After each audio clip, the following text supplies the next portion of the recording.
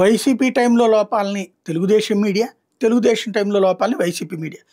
ఇట్లాగ తప్ప neutral media ఇప్పుడు లేదు. ప్రస్తుతం అయితే వోల్ట్సన్ అనే కంపెనీకి ఇచ్చినటువంటి ప్రయోజనాల మీదన ఏదైతే తాజాగా ఈ వైజాగ్ సమ్మిట్లో కుదుర్చుకున్నటువంటి ఒప్పందాల మీదన సాక్షి ఒక కథనాన్ని ప్రొజెక్ట్ చేసింది.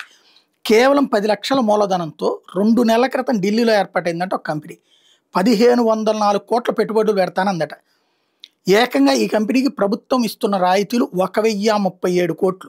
1504 కోట్లు ఆడు పెట్టుబడి పెడతారంటే 1037 కోట్లు వాళ్ళకి ఇస్తుంది. వాళ్ళ దగ్గర ఉన్న డబ్బులు 10 లక్షల రూపాయలు వాళ్ళు పెట్టింది కంపెనీ కోసం. ఇలాంటి కంపెనీకి 100 కోట్ల రూపాయల విలువైన భూమిని కారుచౌకగా కట్టబెట్టడమే కాకుండా పెట్టుబడి విలువలో ఏకంగా 69% రాయితీల రూపంలో తిరిగి ఇస్తుంది అన్నటువంటి వార్తని హైలైట్ చేశారు. వోల్స్టన్ ల్యాబ్ సోలార్ ప్యానల్స్ తయారీలో ఎటువంటి అనుభవం లేదు. వాస్తవం ఈ కంపెనీ ప్రమోటర్లకు ఎయిర్ కండిషనింగ్ వ్యాపారంలో మాత్రం అనుభవం ఉంది. ఆగస్టు 22న కమలేష్ కుమార్ జైన్, ప్రదీప్ కుమార్ జైన్లు డైరెక్టర్లుగా ఢిల్లీ కేంద్రంగా 10 లక్షల మూలధనంతో వోల్ట్సన్ ల్యాబ్ ప్రైవేట్ లిమిటెడ్ ఏర్పాటు చేశారు.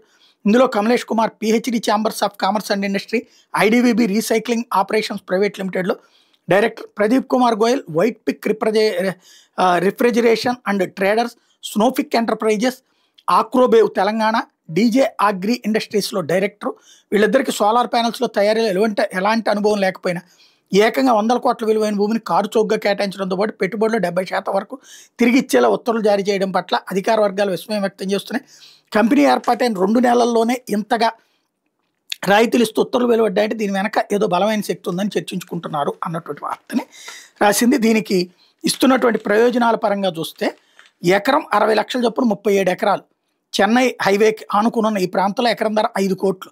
అలాంటి సోలార్ ప్యానల్స్ చేయాల్సిన ఎటువంటి అనుభవం లేని వోల్ట్సన్ ల్యాబ్ 1743 కోట్లతో 2 గిగావాట్ల సోలార్ సెల్స్, 2 గిగావాట్ల మాడ్యూల్ తయారీ యూనిట్ ఏర్పాటు చేయడం ప్రతిపాదనలు సమర్పించింది. ఆ వెంటనే ప్రభుత్వం ఆగమేఘాల మీద NIPC SIPC security investor protection corporation, SIPB state investment promotion board మంత్రివర్గంతో ఆమోదింపజేసి భూ కేటాయింపులు చేసి మొత్తం పెట్టుబడి ప్రతిపాదనలో 1504 కోట్ల ఫిక్స్డ్ క్యాపిటల్ ఇన్వెస్ట్మెంట్గా నిర్ణయించి ఇందులో 69% రాయితీల రూపంలో తిరిగి ఇవ్వనున్నట్టు ఆ ఉత్తర్వులో పేర్కొన్నారు. ఇన్వెస్ట్మెంట్ సబ్సిడీ కింద 451 కోట్లు, యూనిట్కి రూపాయి చొప్పున విద్యుత్ సబ్సిడీ కింద 262 కోట్లు, ఎలక్ట్రిసిటీ డ్యూటీ 100% మినహాయింపు కింద 262 కోట్లు, వాటర్ ఛార్జెస్ సబ్సిడీ కింద 59.4 కోట్లు, స్టాంప్ డ్యూటీ రిజిస్ట్రేషన్ ఫీజు మినహాయింపుల కింద 1.66 కోట్లు, మొత్తం 1037 కోట్ల రాయితీ ఇచ్చింది. ఇది కాకుండా captive solar unit, 3 MLD water supply వంటి మౌలిక వస్తువులు కల్పించనున్నట్టు పేర్కొంది అన్న మంచి వార్త. కాకపోతే ఇక్కడ 2 కోణాలు ఉంటుంది. ఒకటి, ఇప్పుడు దాని పేరేంటి, అదానీ,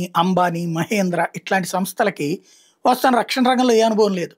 వాళ్ళు ఇప్పుడు రక్షణ రంగ మెటీరియల్ తయారు చేస్తున్నారు. ఆ రూట్లో చూసుకున్నప్పుడు ఇలా కొత్త సంస్థలకి ఇవ్వడంలో తప్పు లేదు.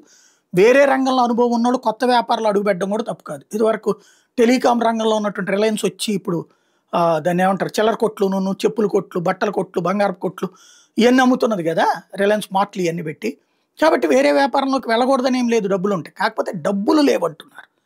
డబ్బులు లేకుండా పెడితే మాత్రం అలా ఇస్తున్నారంటే దోచిపెట్టినట్టు. అదేది నిజం అన్నది తేలాల్సింది, ఎవరు తేల్చరు.